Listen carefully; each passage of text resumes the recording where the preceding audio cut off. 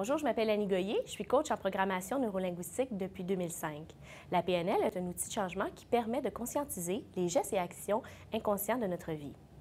La PNL se retrouve dans tout plein de domaines. Moi, j'ai choisi le coaching familial. Je vous souhaite donc un bon visionnement. Ce que j'ai envie d'explorer, c'est de mettre les rôles sur mon frigidaire puis de voir à quel point la mère prend de l'espace. J'ai envie de me surprendre. Moi, ce que je retiens le plus, c'est que c'est un peu difficile d'avoir un équilibre dans tous les rôles et que si je réussis à savoir vraiment dans quel rôle je suis au moment où il y a un événement qui se produit, ça devrait aider à la gestion familiale au total. Donc, je connaissais un petit peu, grâce à Annie, le modèle de Jacques Salomé, mais la présentation d'aujourd'hui m'a aidé à mieux le comprendre. J'ai beaucoup apprécié les exemples concrets que tu nous as donnés, l'humour. J'ai compris l'origine de certaines situations difficiles qui arrivent dans ma propre famille. Donc, ça me permet de changer ma façon d'être. Et je pars avec un outil précieux que je vais utiliser à partir de demain dans mon travail. Cette conférence-là, c'est pas la première fois que je la voyais, puis je ressors toujours avec quelque chose de plus. Cette fois-ci, je savais que quand les enfants sont énervés, souvent, c'est parce que c'est la femme qui avait pas assez de place. Mais cette fois-ci, c'est l'intervention. C'est au niveau de la maman que je vais aller chercher mon ancrage. J'avais un petit bracelet mère, là, je vais aller me chercher mon petit bracelet maman. Bien, ce que je retiens, c'est qu'étant maman de 3 jeunes enfants, je suis beaucoup dans le rôle de mère, mais je pense que j'aurais avantage à aller plus dans le rôle de maman. C'est ce que je veux travailler. Puis aussi, dans ma dynamique de couple, mon chum est beaucoup dans le petit garçon et dans le papa. Donc, ça serait de travailler ça ensemble. Puis, du côté du papa,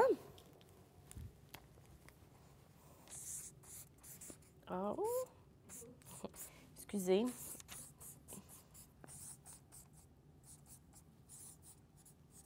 Donc, ici, vous avez les différents rôles que vous avez comme maman puis comme papa. Donc, ici, vous avez la génitrice, la maman, la mère, la femme, l'amoureuse et la petite fille.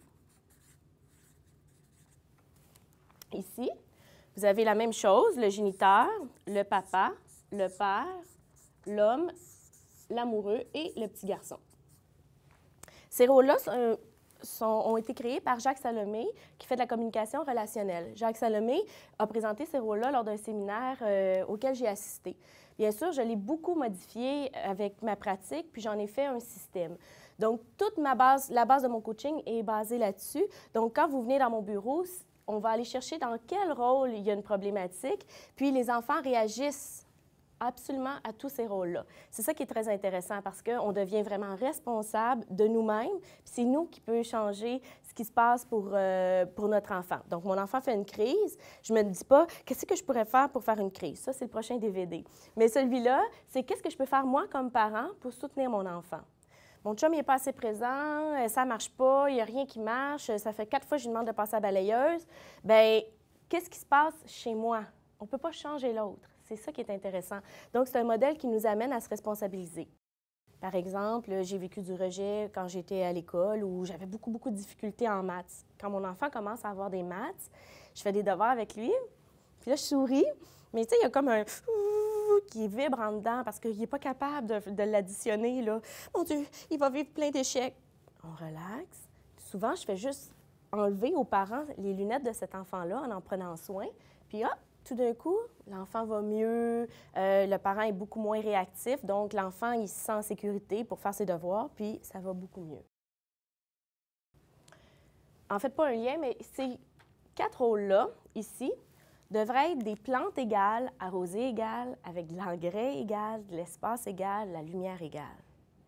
Il est là le défi. Puis ils vont arriver de travailler avec encore la roue de l'homme qui roule dans leur tête, puis cette roue-là qui roule, là, puis qui pense à « bon, il faut que je règle ça, puis il faut qu'il y ait ça, puis tout ça », s'ils ne l'ont pas laissé dans l'auto en arrivant, ça se peut qu'ils rentrent comme ça. J'ai déjà fait une intervention dans une famille, puis j'ai été appelée parce qu'à l'heure du souper, c'était l'enfer. dans ce temps-là, je me déplaçais encore dans les familles. Donc, j'arrive à la maison, puis la maman vient d'accoucher. La génitrice est encore présente. La maman vient d'accoucher, puis elle prend le bébé. Quand le papa arrive vers 5h15, il fait une petite sieste. Elle prend le bébé, elle va le coucher. Pendant ce temps-là, le papa, viens souper, viens souper, viens souper, viens laver tes mains, viens laver tes mains. Tu veux-tu du jus? Oui, du jus. Non, du lait. En tout cas, fait que là, tu sais, c'est comme... Puis là, le père, il prend... Il a même pas enlevé ses souliers, là, tu sais. Il est rentré dans la maison, il l'a pogné par le bras, lave la vaisselle, puis lave les mains, puis sans que ça sente dans le souper. Puis là, il s'assoit. Il s'assoit à table.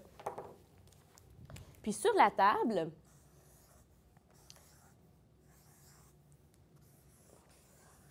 Ici, il y a la maman, le papa, puis le petit garçon. La maman puis le papa, la maman, elle, toute la journée, elle a attendu son amoureux. Fait que quand il arrive le soir, elle l'assoit, puis ils s'assoient en face, un en face de l'autre, puis là, ils voudraient discuter de leur journée. Aïe, aïe, ça marche pas pantoute, là. Lui, ici, là, il vire sa chaise, il échappe sa fourchette. Il voulait pas de jus, il voulait du lait. Puis il n'y a rien qu'il fait pas, là. Moi, je suis assise, là, ici, puis je regarde ça. 10 minutes, j'avais compris. Qu'est-ce qui se passait? Bien, ici, il y avait des amoureux. C'était vraiment pas le temps de vivre ça. Je comprends qu'il y avait un besoin, là, mais c'était vraiment pas le temps de vivre ça. Puis, ici, lui, il voulait son papa puis sa maman. Puis, non seulement elle... La dame n'avait pas d'amoureux en face d'elle parce que lui, il était encore dans l'homme. Pour lui, c'était un homme, puis il n'avait pas encore pu décanter tout ça. Donc, ils viennent dans mon bureau la semaine d'après pour que je puisse leur expliquer ce que j'avais observé. Je leur explique ça, puis j'explique à l'homme qu'il n'est pas un papa. Quand il arrive de travailler, il n'est pas un papa. Il se met à pleurer. Je fais comme mon père, puis c'est pas ça que je voulais, puis non, c'était pas ça. Ben oui, c'était le papa qui souffrait. Le papa avait pas de place. Savez-vous ce qu'on a fait? Très compliqué comme intervention. Il arrivait chez lui, il montait les escaliers, il enlevait sa chemise, puis il se mettait un T-shirt, puis il redescendait. Qu'est-ce qui s'est passé? Tout était correct. Le petit s'assoyait, il mangeait. Sa femme en face d'elle, là, elle cherchait pas un amoureux, là. Il y avait un papa en face d'elle, fait qu'il parlait de « Oui, il a fait son premier sourire, puis je suis allée chercher à la garderie. Dis-le à papa que tu t'es balancé. » Ça venait de tout changer. Vous êtes maman-mère. Vous êtes maman-mère. Puis, les enfants sont corrects, les petits biscuits dans le four. Puis, tout est beau. Tout d'un coup, le téléphone sonne. « Allô? C'est votre meilleure amie. » Passer de ce rôle-là à ce rôle-là. Les enfants se désorganisent. Maman, maman, maman, maman, maman, sans arrêt. Puis là, ce qu'on fait, c'est arrête, je peux pas te parler, je suis au téléphone. Puis là, on fait quoi? Qu'est-ce que tu veux? Ça y est, la prochaine fois, il va faire juste maman plus, là, ou papa plus. Donc, allô, allô, oui, là, là. Vous mettez votre main. Il va parler à votre main. Imaginez, il y a des gens qui m'ont écrit, ben oui, mais Annie, il parle à ma main. Ben oui, c'est sûr, il vous parle, tu sais. Mais vous mettez votre main, puis vous laissez parler. Tranquillement, il va s'habituer, puis il va arrêter de parler. Puis plus ils vieillissent, plus vous allez pouvoir développer des outils par rapport à ça. Oui? Pourquoi il parle à la main? Bien, il parle à la main parce que c'est une pulsion, là. Il veut parler. Tu sais, il faut qu'il parle, puis fait que c'est sûr il continue à vous parler. Il continue à vous parler, mais il parle à la main. Puis vous, ce que ça fait, c'est pas pour l'enfant qu'on fait ça, c'est pour nous. C'est pour créer une barrière entre moi, la femme, puis la maman. Dans le fond, c'est comme si on installait la maman-mère dans la main. Puis l'enfant va parler à la main. Il va finir par se tanner. Mais il y en a qui sont assez intenses. Surtout si ça fait plusieurs années que vous dites « Attends, qu'est-ce que tu veux? » Ou vous faites le choix de mettre la femme de côté, un choix conscient. Pas, bien, laisse faire, là, je peux plus te parler. Ça, c'est pas conscient. Ça, c'est frustré. Pas pareil. Mais conscient de dire, excuse-moi, je peux pas te parler présentement parce que je suis vraiment occupée avec les enfants. Vous n'êtes pas obligé d'y raconter. J'ai assisté à une conférence, là, la fille m'a dit que... Vous n'êtes pas obligé de dire ça, mais j'ai juste dire, c'est pas un bon moment, on va se rappeler tantôt.